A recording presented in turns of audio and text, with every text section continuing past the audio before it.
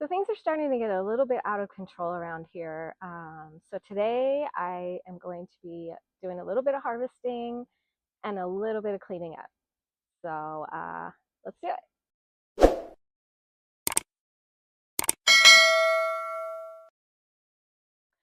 Welcome back to my spooky small space garden. I'm Tish, and I am a small space container gardener in the low desert of toasty Phoenix, Arizona. And today I'm going to do a little bit of maintenance, a little bit of harvesting, because things are getting out of control. And that's the thing with small space gardening. Things can get really big really fast and spread everywhere. And before you know it, you can't even walk through your garden. That happened to me last year. My tomatoes got so big that they blocked half the garden. So this year, I'm planning to take a little more control over it. The thing I love about gardening is that it's chaotic. It's controlled chaos. And I'm going to try to control a little bit of that chaos today. So let me show you what I mean. All right, so first of all, we have this volunteer Tithonia, aka Mexican sunflower. It just popped up here. I didn't plant it. And I left it there because it is a butterfly and pollinator magnet. I mean, if I look out here at any point in the day, I can almost always see at least one butterfly or bee, or sometimes several. Although I do have more of it. I've got a big monster plant here. Um, so it really wouldn't hurt if I took this down because it is kind of in the way. I have to move it when I want to walk through. And I haven't decided yet if I want to cut that down or not. So moving over here, I've got this lemon basil that I'm letting flower so that I can gather some seeds for it and also for the pollinators. I am going to go ahead and trim this up just a little bit to promote some new growth and also cut it back a little just to create a little more space.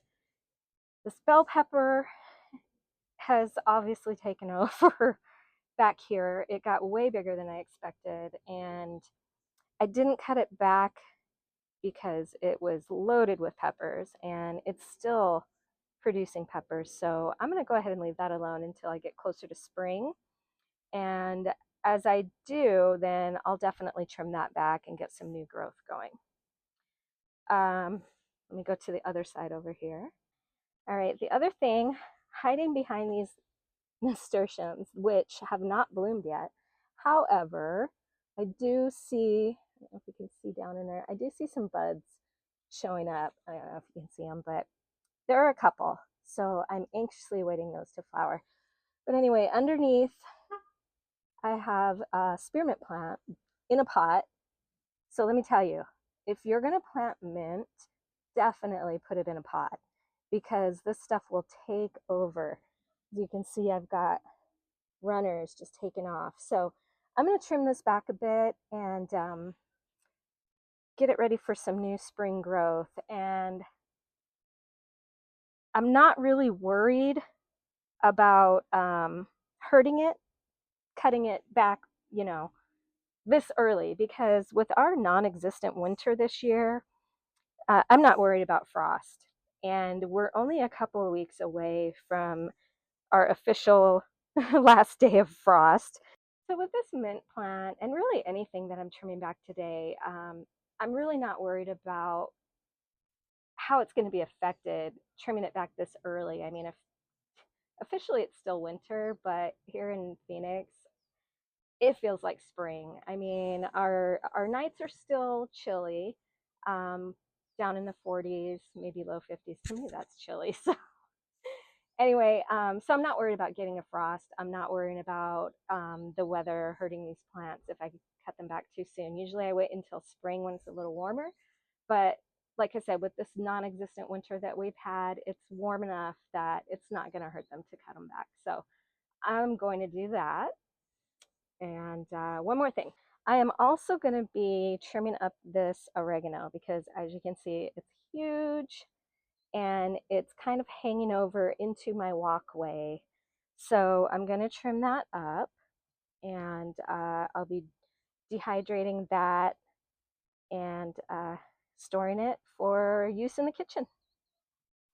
All right, we're going to start with this mint, and I'm going to do some really generous cutting. I'm not actually going to dehydrate this as of yet. I'm going to wait until I get some new growth before I do that. Usually I would dehydrate this and use it for tea. I also, or yeah, tea. I also like to throw some fresh leaves in my iced tea or mojitos, whatever you're feeling. But like I said, this thing is huge and we're going to get new growth. So I'll have plenty to harvest. But for now, I'm going to focus on harvesting the oregano to dry. And this guy's just going to get trimmed up. So I'm going to get that going. All right. So I've got that cut back quite a bit, actually. You can see I've got a handful here. And this is going directly in the compost. So it's not going to be wasted. And I'll be looking forward to new growth on this. All right. I've cut back this lemon basil as well. Probably about half of it. And as you can see, it's still got plenty of flowering going on. When it's done flowering, I'll cut it back further. But until then, I just wanted to get a little more space in here. So that's why that guy got cut back. So I was down here looking at my basil and oh my God, you guys. Okay, this is my experimental ground cherry that I wanted to keep alive through the winter. And since we really didn't have a winter, it didn't get bothered at all. But look at it. It's starting to flower. Oh my God, I'm so excited. And I'm really excited because I've never grown ground cherries. I've never tasted a ground cherry. And I am really anxious to try them and see if I like them. If I do, I'll continue growing. If not, well, I'll give them away and pull the plant. But I'm so excited. I've been waiting for that. Good news. All right, so I'm getting ready to tackle this oregano, and I brought out my dehydrator tray. I have 5 of these, and I only want to harvest enough for the first batch to dehydrate because anything I harvest too soon, likely not going to use, and it's going to wilt and go to waste. Well, okay, it won't go to waste. It'll go in the compost, but I want to use as much as I can. So I brought this out because I want to see how much fits, and from there I'll continue harvesting to see how much I need. So that's really just to see how much is going to fit.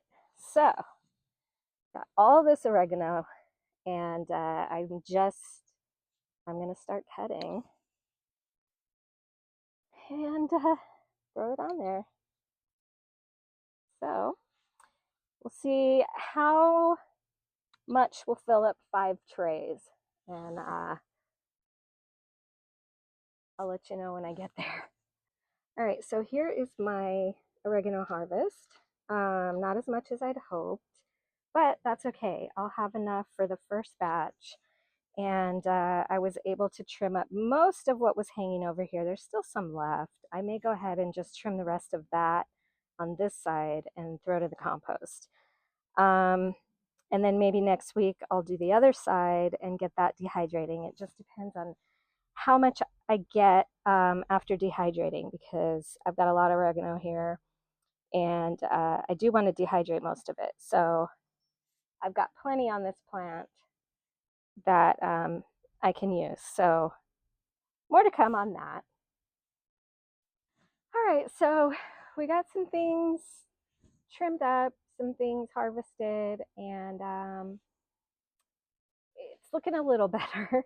I still haven't decided what to do with this Mexican sunflower. I may go ahead and pull it. I do love having flowers so close to the garden for the pollinators, but it is starting to get in the way. So I think I may go ahead and just pull it.